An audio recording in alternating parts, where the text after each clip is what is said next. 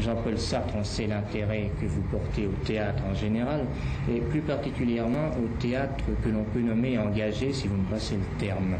Alors j'aimerais sans plus tarder vous poser la question suivante. Qu'est-ce qu'un théâtre populaire? Je crois que c'est un théâtre qui vous intéresse. Le théâtre populaire, je crois, se définit par son public. C'est-à-dire que, au lieu d'être un théâtre à public bourgeois, comme est malheureusement le nôtre, c'est un public qui devrait atteindre toutes les couches de la société, y compris les couches travailleuses, les ouvriers qui sont particulièrement sevrés de théâtre. C'est donc un théâtre qui doit exprimer les inquiétudes, les problèmes de notre temps. Oui, c'est un théâtre qui devrait avoir, en somme, un intérêt pour tous et trouver un centre de réunion pour tous. Pourtant, vous avez choisi, je me permets de le remarquer au passage, pour l'une de vos pièces en tout cas, et non des moindres, Le diable et le bon Dieu, un cadre historique, l'Allemagne de la Réforme, l'Allemagne et son air de légende. Pouvez-vous expliquer cette situation? Je pense que ceci n'a aucune espèce d'importance. Je ne pense pas du tout que le théâtre populaire soit nécessairement un théâtre en veston et qui parle du fait quotidien aujourd'hui.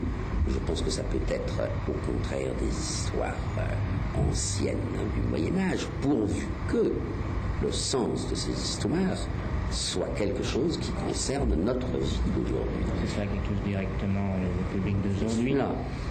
Alors ce public d'aujourd'hui est un public populaire avant tout que vous aimeriez atteindre, un public d'ouvriers même. Pensez-vous public de très petits bourgeois et d'ouvriers. Pensez-vous qu'avec les pièces que vous donnez au théâtre et dans les théâtres que vous les donnez, le théâtre Antoine notamment, vous atteignez ce public-là? Pourquoi par exemple ne vous pas jouer au TNP?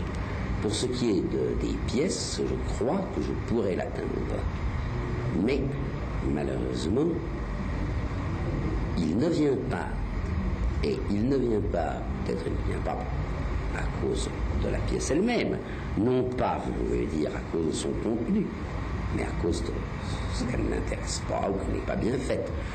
Je crois qu'il ne vient pas surtout parce que l'ensemble des théâtres parisiens sont dans les quartiers bourgeois, qui sont des quartiers où les ouvriers ont été chassés il y a déjà longtemps par la hausse des terrains au milieu du XIXe siècle, et dans lesquels ils ne reviennent pratiquement plus le dimanche, le samedi soir. Ils sont beaucoup trop loin de leur lieu d'habitation. Ça, c'est donc une exploitation théâtrale mal gérée.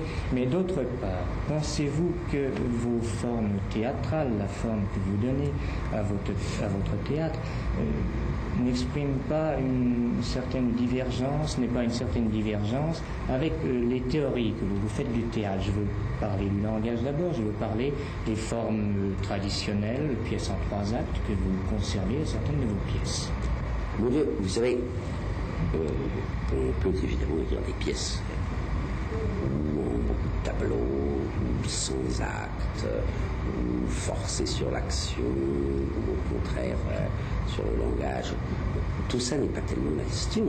Pour moi, ce que j'entends par public populaire, c'est un public qui a un centre d'intérêt qui le réunit. C'est un public qui, par conséquent, peut accepter n'importe quelle forme théâtrale.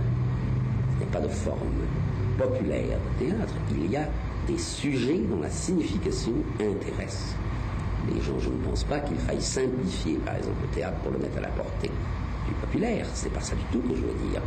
Je veux dire qu'il faut lui donner des thèmes qui peuvent intéresser tout le monde. C'est ça, je crois qu'en dehors des thèmes, il y a également le problème du langage qui vous intéresse très particulièrement. Quelles sont vos idées à ce sujet? Je crois que les pièces doivent être bâties sur le langage. Je pense que à partir du moment où le langage est subordonné au geste, alors il vaut mieux faire du cinéma. Le théâtre, pour moi, c'est malgré tout le mot, ce que Claudel appelait la bouchée intelligible. Mais je désire simplement que le langage au théâtre ait de la rapidité, que ce soit quelque chose qui aille non seulement vite, mais qui soit irréversible. On ne puisse pas revenir sur une phrase. Chaque phrase fasse avancer l'intrigue et soit par conséquent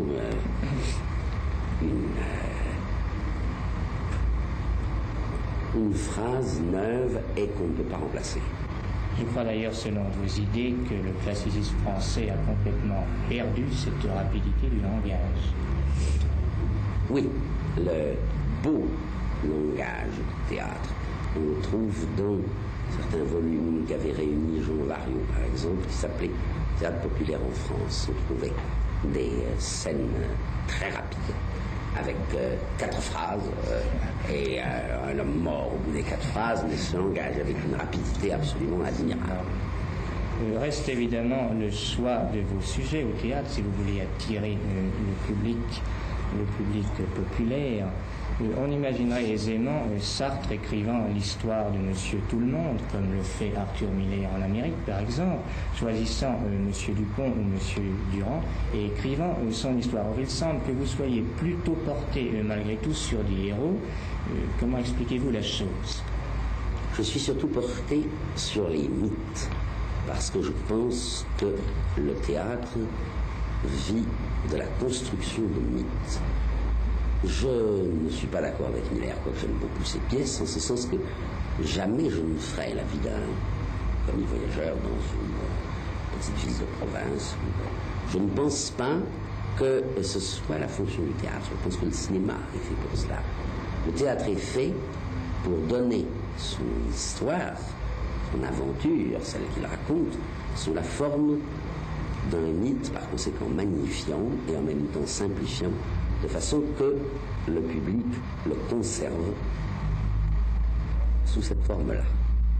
Monsieur Sartre, vous avez écrit que le théâtre de notre temps est un théâtre de situation. Jean-Louis Barrault, de son côté, a écrit que l'action théâtrale naît d'un Paris. Or, je crois que c'est le cas pour Le Diable et le Bon Dieu, par exemple, et que c'est une pièce qui, justement, dont l'idée vous est justement venue à la suite d'une conversation avec Jean-Louis Barrault. Oui.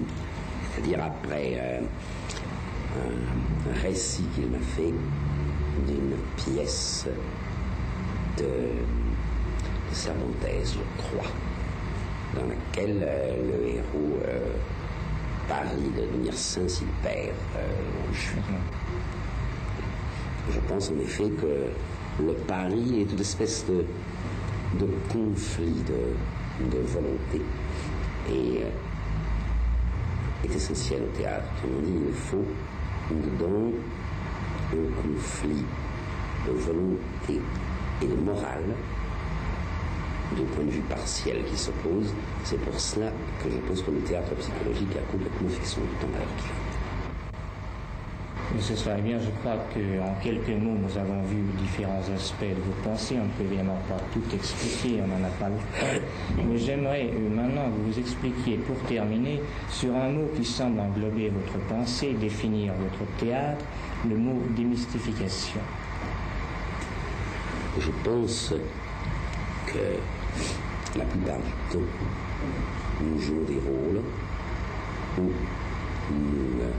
nous fions être ce que nous ne sommes pas, où nous sommes aliénés à une grande entité abstraite, et de tous ces points de vue, finissons par être mystifiés. Le théâtre, pour moi, doit être d'abord une mystification, en ce sens qu'il doit montrer l'homme mystifié et qu'il doit un peu mystifier le spectateur. Et puis, il faut que cette mystification se détruise elle-même, de manière qu'à la fin, il n'en reste plus rien. Et de cette façon, j'utilise la mystification théâtrale à réaliser un processus de mystification.